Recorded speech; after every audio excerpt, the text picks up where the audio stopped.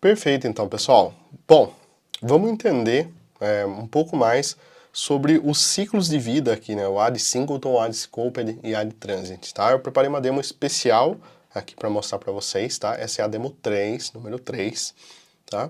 E essa aplicação aqui é uma aplicação bem simples, tá? Só para a gente focar nesses três itens aqui. Então, services add singleton, add scoped, add transient, igual eu já mostrei. E aqui a gente tem um app.mapget, tá? Que está fazendo várias coisas aqui dentro. Vou mostrar para vocês já já. O que acontece aqui? A gente tem aqui os serviços, tá? Eu não foquei na interface de IP aqui. A ideia é mostrar transient, scoped, singleton, tá? Eu tenho três serviços, primário, secundário e terceiro, tá? Então, o serviço primário aqui, tá? O nosso serviço primário, ele tem um GUID e ele tem um ID. Então, todos os serviços, na verdade, eles têm um ID dentro deles. E a gente vai conseguir inspecionar como que ele está criando, né?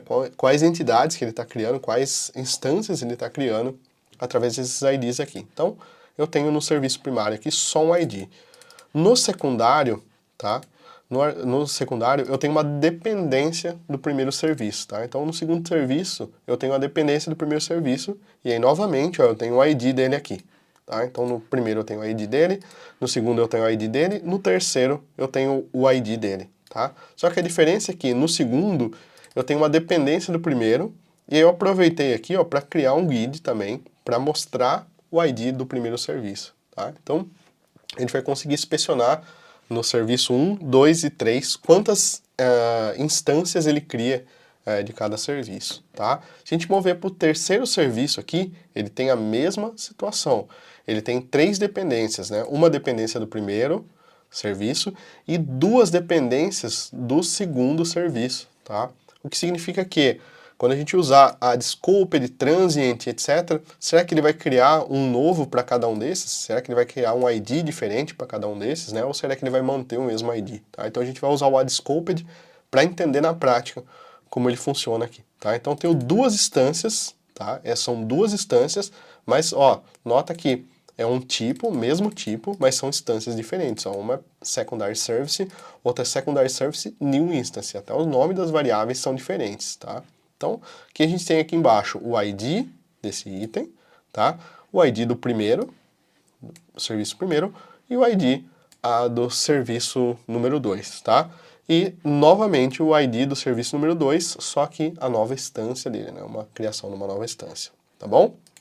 Depois, o nosso controller aqui, né, no nosso program.cs, na verdade, a gente está resolvendo eles da seguinte forma. O primeiro serviço, eu estou resolvendo com add singleton, o que significa que ele sempre vai ter o mesmo ID.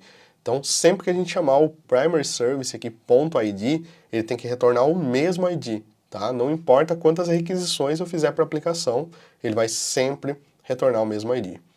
O serviço número 2, a gente vai resolver ele usando o add scoped, o que significa que ele vai ter o mesmo ID dentro da requisição, tá? O que significa que, teoricamente, aqui no serviço número 3, como eu tenho duas instâncias do mesmo serviço aqui do secondary service, ele tem que trazer o mesmo ID, tá?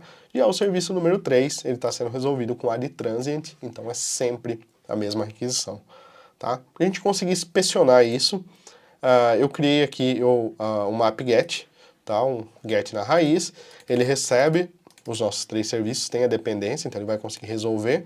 A gente não precisa colocar from services aqui a partir do .NET 7 ou minimal APIs no .NET 6, tá? Então não precisa mais daquele from service, tá? Não precisa disso. E aqui eu tenho o ID, tá? Onde eu estou criando um novo ID para a gente saber que é uma requisição nova. Depois a gente tem o ID do primeiro serviço.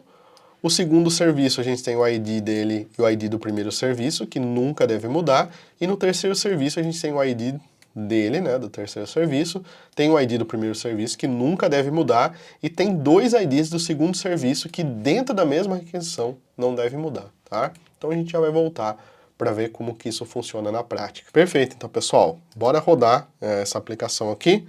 Então vamos rodar aqui um .NET Run, vou executar ela aqui, e ela está rodando aqui, ó, na porta 7134, tá? Então vamos fazer um get aqui na porta 7134, tá bom? Ele trouxe aqui pra gente, ó, esses valores aqui. Então ele trouxe o ID dessa requisição, tá?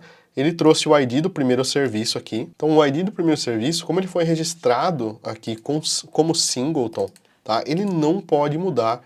Então, ó, primary service, ele não pode mudar. Então, ó, primary service ID tem que ser sempre o mesmo. Então, aqui a gente está olhando, ó, ele está sempre o mesmo, tá? Só que eu vou fazer uma outra requisição aqui, ó. Vou duplicar essa requisição aqui. Ele tem que ser o mesmo ID, tá? Então, vou fazer um get aqui, novamente, ó. E ele tem que terminar com 22 aqui, com CC na verdade, tá? Então, ó, BD3CC, BD3CC. Então, nota que ele é o mesmo em todas as requisições. Ele nunca vai mudar. Uma vez que nossa aplicação está rodando, ele sempre vai ser o mesmo ID, o que significa que é sempre a mesma instância desse objeto. Esse objeto nunca mudou, tá? Já o segundo serviço, né, o serviço número 2, ele tem uma instância por requisição. Então, o que significa aqui, ó, que eu estou usando o secondary service aqui, então ele tem um ID aqui, o ID do primeiro não muda, o ID do segundo ele vai variar por requisição. Então, eu criei aqui uma instância dele, ele resolveu a instância, e ele gerou um ID aqui.